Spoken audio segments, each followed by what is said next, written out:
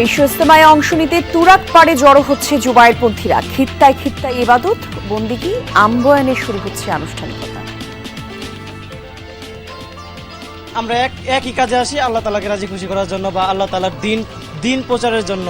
সবারই একটা উদ্দেশ্য আল্লাহর রাজি খুশি, নিজের আমলকে বাড়ানো। সর্বদিক দিয়ে প্রতিটি ইঞ্চি কে কোথায় অবস্থান করছে আমরা পর্যবেক্ষণ করছি। ইসলামকে কেন্দ্র করে কোনো অপরাধ হবে না ইনশাআল্লাহ। নওগাঁয় এসিল্যান্ডের বাসভবনে গুলির ঘটনায় তদন্ত শুরু। নিয়ামতপুর থানায় জিডি। রেজাউল করিমের নিরাপত্তা জোরদার। আমরা আসছি এখানে সরকারি কাজ করতে, জনগণের সেবা দিতে, এর বাইরে কোনো কিছু কারোর সাথে তো আমাদের পার্সোনাল কোনো সম্পর্কও নাই। আমি ধরে নিচ্ছি যে আমাকে টার্গেট করে জিনিসটা করা হয়েছে। নানা অনিয়মে বরিশাল বিভাগেই 2.5 লাখ টিসিবির কার্ড বাতিল। স্মার্ট ফ্যামিলি কার্ড পাননি অনেকেই। রমজানে পণ্য বিতরণ নিয়েও অনিশ্চয়তা। এই মাসে এখন তো আমরা পাইনি টিসিপির মালটা। কার্ড যে বিতরণ করতেছে তাতে রমজানের কার্ড বিতরণ করিয়া পারবে কি না দিতে, এটা আদৌ সন্দিহান। মুক্তিপণ দিয়েও মিলল না নিস্তার। 2.5 বছর নির্যাতনের পর মাদারীপুরের রাকিবকে হত্যা করল দালালরা। ইউরোপের কথা বলে নেওয়া হয় লিবিয়ায়। খালি আমার বাসা, আমি আমার বাসা। 3 বছর ধরে রাখিয়া এখন কালকে রাত্রে সোহাগ দাদা নিজেই বলছে যে সে মারা গেছে। টাকা না দিতে পাইরা পরে দেখা যাচ্ছে ওরা মাইরে লাইছে আমার বাইরে। অতিরিক্ত অর্থ ব্যয়ের উপকরণ দিয়েই চলছে সৈয়দপুর রেল কারখানার কার্যক্রম। কোচ মেরামতের যন্ত্রাংশ তৈরির মেশিনগুলো অকেজো। ফিকে হতে চলেছে হতদরিদ্র পরিবারের 3 মেধাবীর স্বপ্ন। মেডিকেল পরীক্ষায় টিকেও ভর্তি হতে পারছে না অর্থাভাবে। জেলা প্রশাসকের সহায়তার আশ্বাস।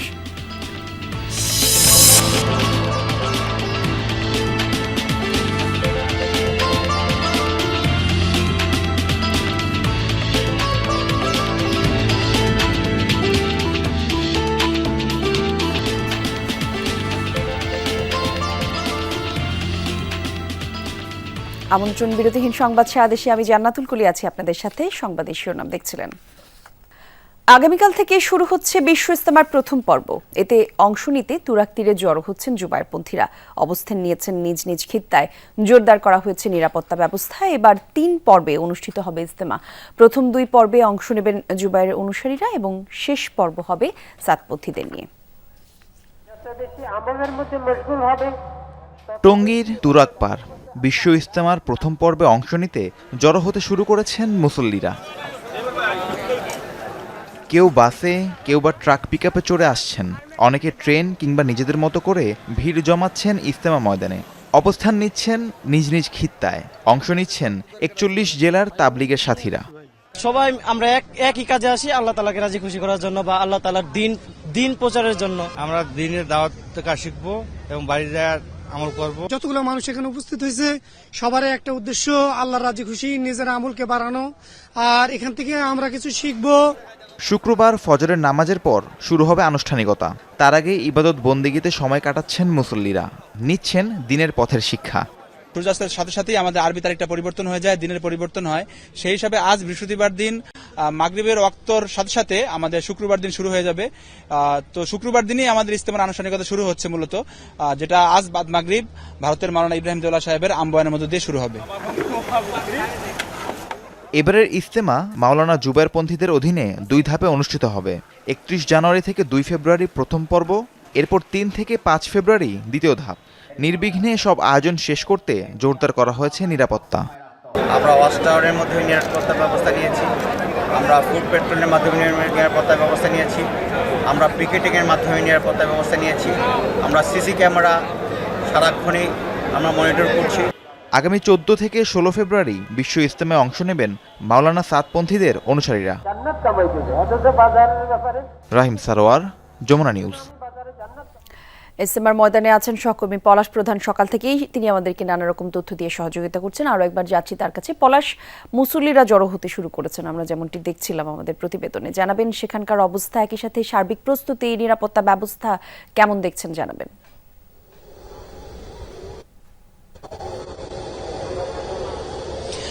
কলি নিরাপত্তা বিষয় যদি বলি সেক্ষেত্রে বলবো পুরো ইজতেমা সহ টঙ্গী এবং তুরাগ রাজধানী উত্তরা সহ চারপাশে কিন্তু সাদা পোশাকে ঘিরে রেখেছে পুরো ইজতেমা ময়দান। আমি যদি ইজতেমা ময়দানটি একটু দেখানোর চেষ্টা করি সেক্ষেত্রে বলবো যে প্রত্যেকটি খিত্তা মুসলিরা অবস্থান করছে। ইজতেমার বাহিরে যারা রয়েছে তারাও ইজতেমার জায়গা না হওয়ার কারণে অর্থাৎ প্রত্যেকটি খিত্তা ওয়াইজ যারা বিভিন্ন তিল চিল্লে দিয়ে আসবে তারাও যদি এখানে না অবস্থান করতে পারে সেক্ষেত্রে ইজতেমার বাহিরে তারা অবস্থান করবে, এমনটি কিন্তু জেনে আসছিলাম। তবে মূল আনুষ্ঠানিকতা যদিও শুক্রবার বাদ ফজর নামাজের পর থেকে শুরু হয়, সেক্ষেত্রে এবারে অর্থাৎ 58তম যে আসরটি শুরু হচ্ছে এটি একদিন আগে অর্থাৎ কিছুক্ষণ পরে মাগরিবের নামাজের পরপরই মূলত ভারতের যে মাওলানা রয়েছে ইব্রাহিম তিনি মূলত মূল বয়ানের মাধ্যমে আনুষ্ঠানিকতা শুরু হবে। এতে করে বলা যায় যে একদিন আগেই মূল আনুষ্ঠানিকতা শুরু হচ্ছে, কিছুক্ষণ পরে আসলে হেদায়েতি বয়ান হবে, হেদায়েতি বয়ানের মাধ্যমে মূল আনুষ্ঠানিকতা শুরু হবে।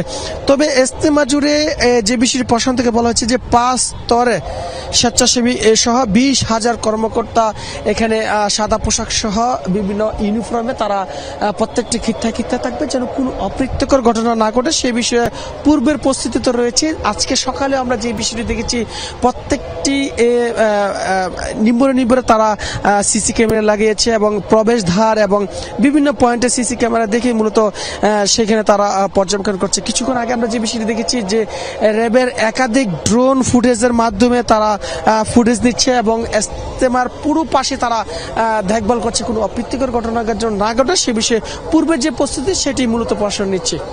জি ধন্যবাদ আপনাকে পলাশ। যতদিন পর্যন্ত ছাত্র জনতা হত্যার বিচার না হবে ততদিন জুলাই আগস্টের যুদ্ধ শেষ হবে না মন্তব্য করেছেন জুলাই শহীদ স্মৃতি ফাউন্ডেশনের প্রধান নির্বাহী মীর মাহবুব রহমান স্নিগ্ধ। দুপুরে রংপুর শিল্পকলা একাডেমি মিলনায়তনে আন্দোলনে আহতদের অনুদানের চেক হস্তান্তরের সময় এসব কথা বলেন তিনি। মীর মাহবুবুর রহমান বলেন, বিচারের জন্য যুদ্ধ চালিয়ে যাওয়াই এখন বৈষম্য বিরোধীদের প্রধান লক্ষ্য। এ সময় জুলাই বিপ্লবের একটি ডকুমেন্টারি প্রদর্শন করা হয়, তা দেখে অশ্রুসিক্ত হয়ে পড়েন উপস্থিতিরা। আর এরপরে রংপুর জেলায় তালিকাভুক্ত 222 জন আহতের মধ্যে 172 জনকে 1 লাখ টাকা করে অনুদানের চেক বিতরণ করা হয়।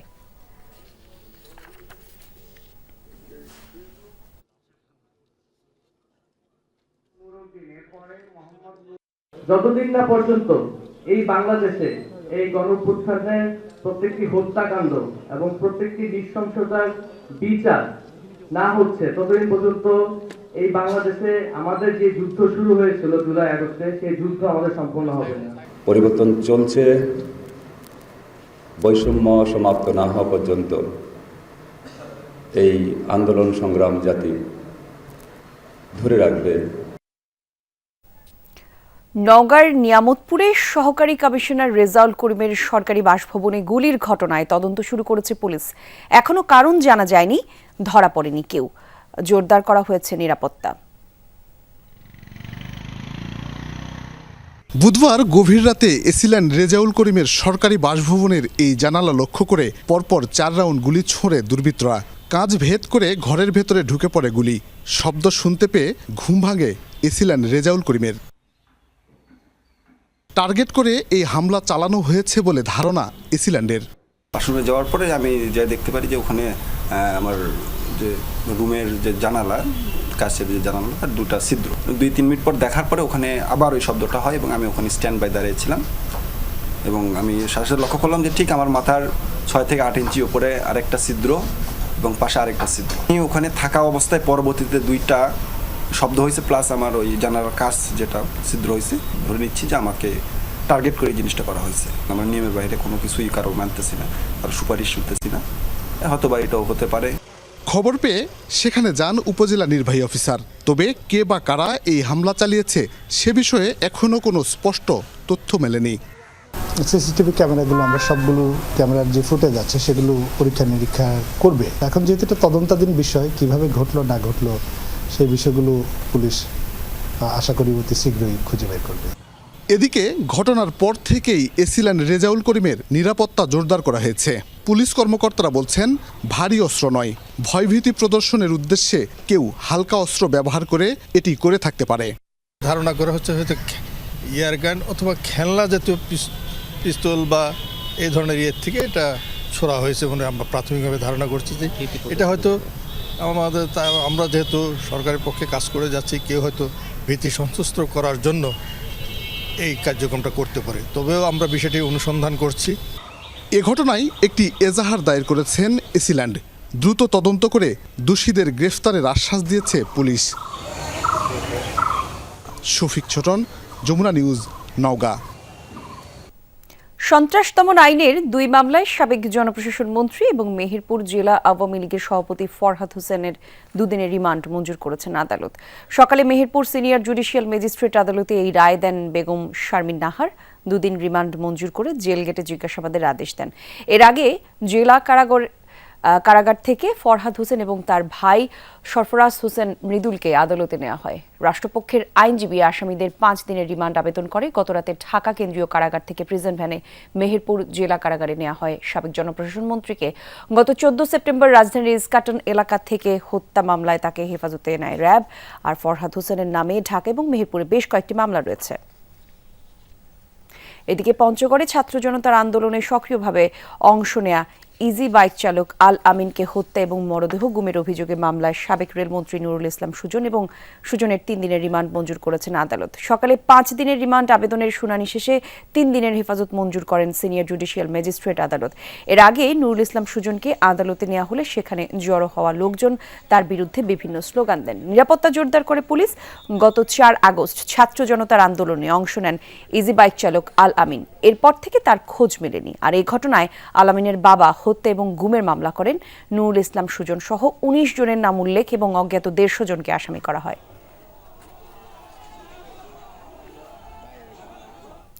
বাতিল করা হয়েছে বরিশাল বিভাগের 2.5 লাখ টিসিবির কার্ড। তথ্যে অমিল, এক পরিবারে একাধিক কার্ড সহ নানা অনিয়মের কারণে বিপুল সংখ্যক কার্ড বাতিল করেছে ট্রেডিং কর্পোরেশন অফ বাংলাদেশ। অবশিষ্টদের জন্য এর মধ্যে স্মার্ট ফ্যামিলি কার্ড বরাদ্দ দেওয়া হয়েছে। তবে বিতরণে ধীর গতির কারণে চলতি মাসে পণ্য পায়নি নিম্ন আয়ের মানুষ। শঙ্কা আছে আসন্ন রমজানে পণ্য বিতরণ নিয়ে। যদিও টিসিবি কর্তৃপক্ষ বলছে গুদামে পর্যাপ্ত পণ্য মজুদ রয়েছে। কার্ড বিতরণ শেষ হলেই পণ্য ছাড় হবে। নিম্ন আয়ের মানুষের জন্য ন্যায্য মূল্যে খাদ্যপণ্য বিক্রি করে trading corporation of Bangladesh TCB. এজন্য ফ্যামিলি কার্ড বিতরণ করে বিগত আওয়ামী লীগ সরকার। 2022 সালে বরিশাল সিটি কর্পোরেশনে এই কার্ডধারীর সংখ্যা দাঁড়ায় 90,000-এ। অনিয়মের অভিযোগে সম্প্রতি 58,426টি কার্ড বাতিল করেছে টিসিবি। বাকিদের মধ্যে স্মার্ট ফ্যামিলি কার্ড বিতরণ শুরু করেছে সিটি কর্পোরেশন। স্মার্ট কার্ড বের করার পরে ওই ওইটা স্ক্যানার একটা অ্যাপস আছে, ওইটা স্ক্যান করার পরে তার মোবাইলে ওই মোবাইল নাম্বারে ওটিপি যাবে। স্বচ্ছতার একটু ঘাটতি ছিল আর কি, ঘাটতি ছিল বিদায়ী এতগুলো বাদ পড়ে গেছে আর কি, যেখানে অনেকের বিভিন্ন ধরনের পরিচয় লেখা থাকতো, এটা গোপন রাখা হতো। আমরা এখন চাচ্ছি যে আমরা অনলাইন তালিকাটা অনলাইনে ছেড়ে দেবো। সবচেয়ে বেশি কার্ড বাতিল হয়েছে পটুয়াখালী জেলায়। এরপর যথাক্রমে আছে পিরোজপুর, ভোলা, বরিশাল, বরগুনা এবং ঝালকাঠি। তথ্যপত্র ঠিক না পাওয়ার জন্য আসলে যাদের কার্ড সঠিক পাওয়া গেছে তাদের কার্ড হয়েছে এবং যাদের কার্ড সঠিক পাওয়া যায়নি তাদের কার্ডগুলো আর তৈরি হয়নি। টিসিবি কার্ডের সংখ্যা কমলেও ডিলারের সংখ্যা বাড়ন্ত। শুধু বরিশাল সিটিতেই 30 থেকে বেড়ে ডিলার 109 জন। বিভাগে সংখ্যাটা 466 জন। 30 জন ডিলার ছিলাম, তখন আবার 114 জনে নিয়ে গেছে। প্রতি ওয়ার্ডে 3-4 জন ডিলার থাকবে, সবাই সুন্দরভাবে মাল বিতরণ করবে। কিন্তু এখন যখন এই 30,000 কার্ডের জন্য তো ডিলার আবার 30 জন থাকা উচিত।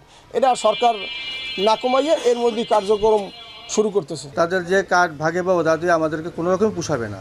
যেহেতু আমাদের স্টাফ আছে, গুদাম আছে, ওই ক্ষেত্রে আমাদের একটা ক্ষতির সম্মুখীন আমরা হয়ে গেছি আর কি।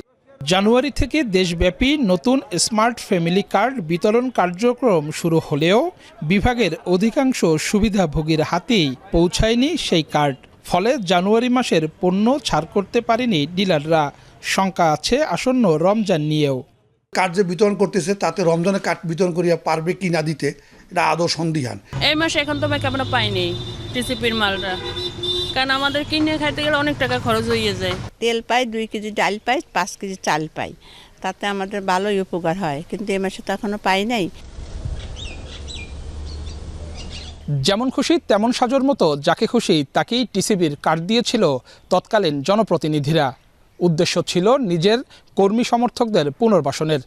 যার ফলে এখন ভোগান্তিতে পড়ছেন সাধারণ নিম্ন আয়ের মানুষ। কাউসার হোসেন, যমুনা নিউজ, বরিশাল। ধর্মের ভিত্তিতে নয়, দেশ পরিচালিত হবে যোগ্যতার ভিত্তিতে, এমনটাই মন্তব্য করেছেন জামায়াতের আমির ডাক্তার শফিকুর রহমান। বিকেলে জয়পুরহাটে জামায়াতে ইসলামীর কর্মী সম্মেলনে তিনি বলেন, যৌক্তিক সংস্কার শেষে নির্বাচনের মধ্য দিয়ে একটি গণতান্ত্রিক সরকারই দেশ চালাবে। বিগত সরকারের আমলে দেশের অর্থনীতিবিদ সহ সব সেক্টর অচল করে দেওয়া হয়েছে, তবু সবকিছু উতরে আগামীতে একটি মানবিক দেশ গঠিত হবে বলে আশা করেন তিনি।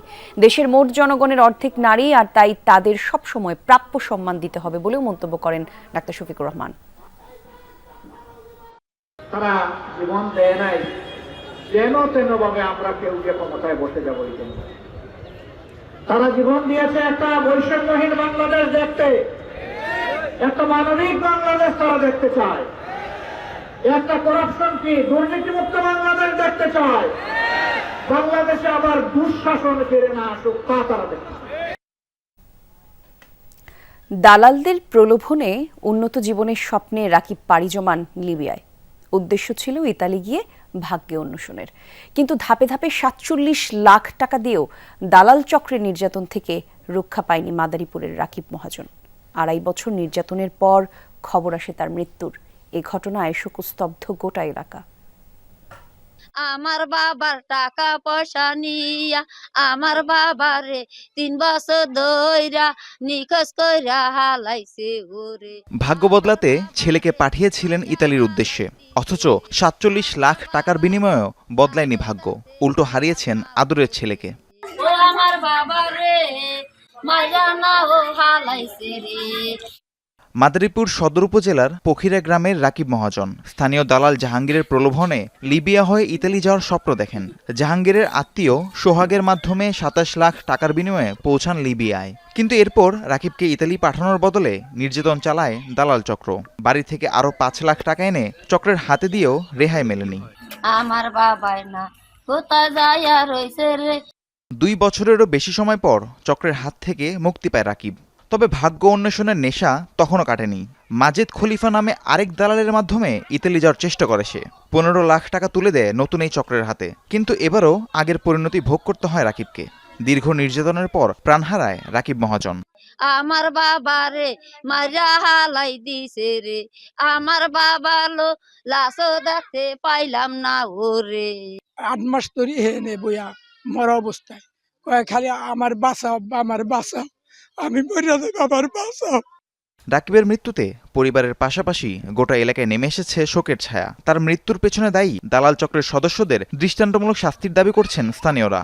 অন্যদিকে টাকা নেয়া বা নির্যাতনের অভিযোগ পুরোপুরি অস্বীকার করছে স্থানীয় দালাল জাহাঙ্গীর। ভাই আমারে বাসা তারপর আমাকে অনেক টাকা পয়সা আমরা দিয়েছি, কিন্তু ওরা শেষমেশ মানে টাকা না দিতে পাইরা পরে দেখা যাচ্ছে ওরা মাইরে লাইছে আমার বাইরে। ওরে গেমটা নেই এভাবে না খাওয়া রাখছে, আবার অন্য দালাল ওইভাবে টাকা নিয়ে ওরে আটকায় রাখছে, না খাওয়া রাখে ওর খাদ্য নালী শুকাইয়া লাইছে।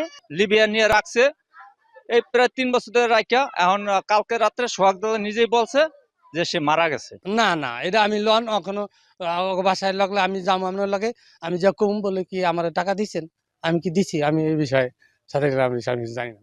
মানব পাচারকারী এই সিন্ডিকেটের বিষয়টি জানে পুলিশ প্রশাসন, তবুও কেন দালালদের দৌরাত্ম্য বন্ধ হচ্ছে না? আমরা অনেকগুলো আসলে ইতিমধ্যে মামলা নিয়েছি এবং কিছু আসামি গ্রেপ্তার করে তাদেরকে বিজ্ঞ আদালতে প্রেরণ করেছি। বেশ কিছু মামলা চলমান আছে, কয়েকটি মামলার চার্জশিটও দেওয়া হয়েছে। জেলা পুলিশের তথ্য মতে শুধু ২০২৪ সালেই মাদারীপুরের শতাধিক মানুষ লিবিয়া হয়ে ইতালি যাওয়ার পথে প্রাণ হারিয়েছেন। রাহিম সারোয়ার, যমুনা নিউজ। যমুনা টেলিভিশনে প্রতিবেদন প্রচারের পর সিলেটের তামাবিল স্থলবন্দরে অভিযান চালিয়েছে দুর্নীতি দমন কমিশন। দুপুরে ৪ সদস্যের দল বন্দরে অভিযান চালায়, আর এ সময় বন্দরে পণ্য খালাসে শুল্ক ফাঁকির সত্যতা পায় দলটি। পাশাপাশি হুসনেয়ারা এন্টারপ্রাইজ নামের ঠিকাদারি প্রতিষ্ঠান লোড আনলোডের কোনো কাজ না করেই গত অর্থ বছরে প্রায় ১০ কোটি টাকা হাতিয়ে নেওয়ার প্রমাণও মেলে অভিযানে। এদিকে বিভিন্ন অনিয়মের অভিযোগে মানিকগঞ্জ মেডিকেলেও অভিযান চালিয়েছে দুদক। রোগীদের মানহীন খাবার পরিবেশনের সত্যতা পায় অভিযানিক দল। প্রাথমিক তদন্তে তারা মনে করে সাবেক স্বাস্থ্যমন্ত্রী জাহিদ মালিকের সময় করা এই হাসপাতালে কেনাকাটায় বড় ধরনের আর্থিক দুর্নীতি হয়েছে। তদন্ত শেষে খুব শিগগিরই দেয়া হবে প্রতিবেদন।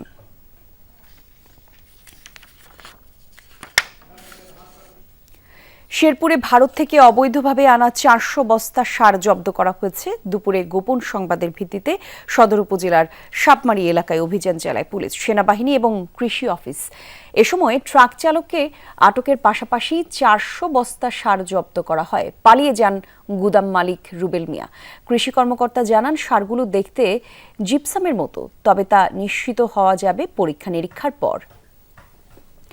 রেলকোচ মেরামতে প্রয়োজনীয় যন্ত্রাংশ তৈরির মেশিন অকেজো। আবার অকেজো মেশিনের যন্ত্রাংশ তৈরির মেশিন থাকলেও নেই জনবল আর বরাদ্দ। এমন বাস্তবতায় উৎপাদনের সক্ষমতা থাকলেও সৈয়দপুর রেলওয়ে কারখানা কার্যক্রম চলছে অতিরিক্ত অর্থ খরচ করে দরপত্রের মাধ্যমে কেনা উপকরণ দিয়ে। সৈয়দপুর রেলওয়ে কারখানার রুগ্ন দশা নিয়ে সহকর্মী মাহমুদ রাফিনের 2 পর্বের ধারাবাহিক প্রতিবেদনের শেষ পর্ব আজ। একটি রেলকোচের রক্ষণাবেক্ষণে গুরুত্বপূর্ণ ভূমিকা রাখে এই কামারশাল শপ। এখানে লোহা গলিয়ে তৈরি করা হয় রেলকোচ ও ওয়াগনের বিভিন্ন যন্ত্রাংশ। কিন্তু এই শপের 50টির বেশি মেশিন অকেজো হয়ে পড়ে আছে দীর্ঘদিন। ফলে এখানে যেসব যন্ত্রাংশ তৈরি হতো তা বাইরে থেকে কিনতে হচ্ছে দরপত্রের মাধ্যমে। আমাদের পক্ষে এতগুলো মেশিন সামাল দেওয়া তো অসম্ভব ব্যাপার, যার কারণে অনেক মেশিন অকেজো হয়ে যাচ্ছে, নষ্ট হয়ে যাচ্ছে পরিচর্যার অভাবে। সাপোর্ট বিল্ডিং এর আগের যে মেশিনগুলো ছিল ওখানে একটা মেশিন নষ্ট এবং ড্রিলের মেশিন নষ্ট, ক্রাউন প্যাকিং এর মেশিন নষ্ট, বেশ কয়েকটা মেশিন নষ্ট হয়ে পড়ে আছে। কারখানার 29টি শপের মধ্যে গুরুত্বপূর্ণ এই মিল রাইট শপ। এখান থেকে বাকি 28টি শপের মেশিনগুলোর যন্ত্রাংশ তৈরি এবং মেরামত করা হয়। এই শপের মেশিনগুলো সবগুলোই সচল থাকলেও একজন দক্ষ মেশিনিস্ট নেই। জনবলের অভাব এই কারখানার দীর্ঘদিনের সমস্যা হলেও আসছে ঈদ ঘিরে যন্ত্রাংশ মেরামতে বিশেষ কোনো উদ্যোগ নেই কারখানা কর্তৃপক্ষের। সৈয়দপুর রেলওয়ে কারখানায় মেশিন আছে 779টি, যার মধ্যে 196টি যন্ত্র অচল। বাকি 583টি কার্যকর থাকলেও মাত্র 36 জন কর্মচারী দিয়ে মেশিনগুলো চালানো যাচ্ছে না। যন্ত্র চালনায় দক্ষ জনবলের অভাব ও রক্ষণাবেক্ষণ না হওয়ায় যন্ত্রাংশ তৈরি করা সম্ভব হচ্ছে না। বন্ধ হয়ে রয়েছে জনবল সংকটের কারণে এবং রক্ষণাবেক্ষণের কারণেই মেইনলি মেশিনগুলো বন্ধ হয়ে রয়েছে। 47টি মেশিন অপারেটর লাগে, তো বর্তমান একটি মেশিন মেনও নাই। অপারেটর ছিল, তারা রিটায়ার হয়ে চলে গেছেন। এখন নতুন লোকবল নিয়োগ দিলেও সে এসে এই যে আমাদের যে মেশিন অ্যান্ড প্ল্যানগুলো রয়েছে সেগুলো তো সঠিকভাবে উনি পরিচালনা করতে পারবে না। বিভাগীয় তত্ত্বাবধায়কের দাবি, সম্প্রতি তিনি যোগদানের পর বন্ধ থাকা কিছু যন্ত্রাংশ উৎপাদনের কাজ চালু করেছেন। আমাদের লোকের অভাবে মেশিন চালাতে পারতেছি না। এক একজন মেশিনিস্টের আওতায় দেখা গেল 5টা-6টা করে মেশিন, উনি এটা সারে দিয়ে ওটা চালায়, ওটা সারে দিয়ে ওটা চালায়। দেশে আধুনিক রেলকোচ ও ওয়াগন আসলেও 150 বছর আগে প্রতিষ্ঠিত এই কারখানায় আধুনিক মানের যন্ত্রাংশ তৈরির প্রযুক্তি নেই। মাহমুদ রাফিন, যমুনা নিউজ, নীলফামারী। খুলনায় 5 দিনব্যাপী মেডিকেল ফার্স্ট রেসপন্ডার সেমিনারের শেষ দিনে বিভিন্ন মহড়া অনুষ্ঠিত হয়েছে। মার্কিন দূতাবাসের civil military support element CMSE ও বাংলাদেশ ফায়ার সার্ভিস যৌথ উদ্যোগে সেমিনারটি অনুষ্ঠিত হয়। বিভিন্ন মহড়ায় অংশ নেন খুলনা ফায়ার সার্ভিসের 30 জন সদস্য। তাদেরকে প্রশিক্ষণ দেন মার্কিন মিলিটারির 5 জন সদস্য। এর আগে গত 26 জানুয়ারি থেকে শুরু হয় 5 দিনের আয়োজন। সেমিনারে অর্জিত জ্ঞান বাংলাদেশের ফায়ার ফাইটাররা কাজে লাগিয়ে আরও উন্নত সেবা দিতে পারবে বলে আশা প্রকাশ করেন কর্মকর্তারা।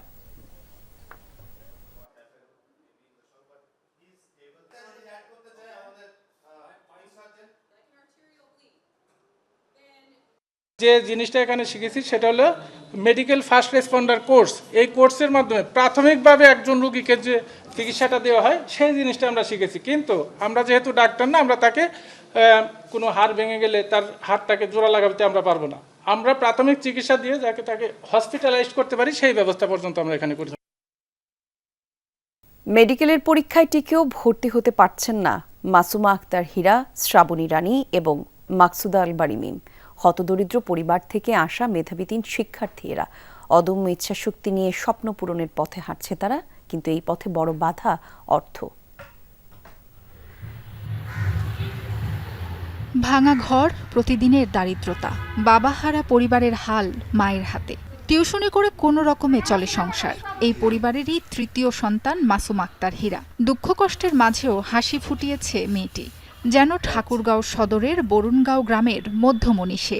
মেডিকেলে ভর্তি পরীক্ষায় উত্তীর্ণ হলেও শুধুমাত্র সামান্য কিছু টাকার অভাবে আটকে আছে তার ভর্তি প্রক্রিয়া। 5ম শ্রেণীতে এবং 8ম শ্রেণীতে আমি ট্যালেন্ট পুল স্কলারশিপ পাই এবং এইভাবে আমি অনেক কষ্ট করে পড়ালেখা করছি ছোট থেকেই। আর আমার স্বপ্ন ছিল মেডিকেলে পড়বো, সেজন্য অনেক অনেক ভালো করে পড়তাম, অনেক চেষ্টা করতাম। আর আমার আম্মু আমার জন্য অনেক কষ্ট করছে।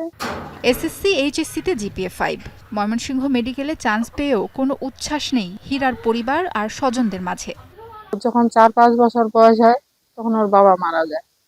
আমার সংসার চালাইতে খুব কষ্ট, ওই জন্য আমার আব্বা তখন ওকে তখনই নিয়ে যায়। ওই যে বৃত্তি পাইছে, বৃত্তি টাকা দিয়ে ওর কাপড় চোপড় বই খাতা হয়। তো এখন তো ওর স্বপ্ন, এখন তো ভর্তি ফি অনেক টাকা লাগে। একই গ্রামের আরেক কৃতি শিক্ষার্থী শ্রাবণী রানী, রংপুর মেডিকেলের তালিকায় এসেছে তার নাম। তবে শ্যালো মেশিন মিস্ত্রি বাবার ক্ষমতা নেই ভর্তির টাকা জোগাড়ের, তাই তো প্রতিটি মুহূর্ত কাটছে তার অনিশ্চয়তায়। নিম্ন মধ্যবিত্ত পরিবারের, সেই জন্য এখন পড়াশোনার খরচটা চালানোর জন্য আমাদের অনেক আমার বাবার অনেক কষ্ট হবে, যেহেতু আমরা 3 বোনই পড়াশোনা করতেছি। খুবই কষ্ট করে মেয়েদেরকে লেখাপড়া করাচ্ছি। আমার 3 মেয়ে, এ হলো মেজো মেয়ে। তার অনেক দিনের স্বপ্ন ছিল যে সে লেখাপড়া করে বড় হবে। 8ম শ্রেণী থেকে টিউশনির টাকায় পড়ার খরচ চালিয়েছে লালমনিরহাটের মাকসুদা আল বাড়ি মিম। কেননা মেয়ে স্ত্রীকে নিয়ে টানাটানির সংসার রাজমিস্ত্রি মিজানুরের। 8ম শ্রেণীতে বৃত্তি আর এসএসসি এইচএসসিতে জিপিএ 5 পেয়ে চান্স পেয়েছে দিনাজপুর মেডিকেলে, তবে পিছুটান সেই অর্থ। ছোটবেলা থেকে কষ্ট করে পড়াশোনা করছি, এখন মেডিকেল দেখার পর আমার জন্য আরো দুশ্চিন্তার কারণ হয়েছে যে এখন এই খরচটা বহন করা আমার বাবার পক্ষে সম্ভব না। আমার মেয়ে নিজে কষ্ট করে লেখাপড়া করছে, ছোট থেকে ছোট ছোট বাচ্চাদেরকে লেখাপড়া করিয়ে নিজের খরচ চালাইছে। ওর বাবা পারে না, ওর বাবা অল্প কোনো আয় নাই, জমা জমিন নাই, শুধু হাতে একটু কাজ করে, তাই দিয়ে হয় না। আমার মেয়ে খুব কষ্ট করে লেখাপড়া করছে, যাতায়াত ভাড়াও আমি স্কুলে দিতে পারিনি। তারা প্রাইভেট পড়াইতো, রাতে নীরবে পড়তো, খুব কষ্ট করছে তারা। তাদের পোশাক আদিও আমি দিতে পারিনি ঠিক মতো। হতদরিদ্র পরিবারগুলো থেকে উঠে আসা মেধাবীদের সহায়তার আশ্বাস মিলেছে জেলা প্রশাসনের পক্ষ থেকে। দরিদ্র মেধাবী স্টুডেন্টদেরকে সহযোগিতার প্রচুর স্কোপ রয়েছে। তারা যেন সাহস না হারায়, তাদের আগামী চলার পথে জেলা প্রশাসন সবসময় তাদের পাশে আছে। তাকে জেলা প্রশাসন থেকে বই কেনার জন্য যে 12,000 টাকা লাগবে সেটা আমরা দিয়েছি এবং বলেছি তার পড়াশোনার ক্ষেত্রে যত ধরনের সহযোগিতা প্রয়োজন সব আমাদের জেলা প্রশাসন লালমনিরহাট প্রদান করবে। শুভাকাঙ্ক্ষীরা বলছেন সমাজের বিত্তবানরা এগিয়ে এলে ডাক্তার হওয়ার স্বপ্ন পূরণ হবে এই মেধাবীদের। সাবরিনা লিজা, যমুনা নিউজ।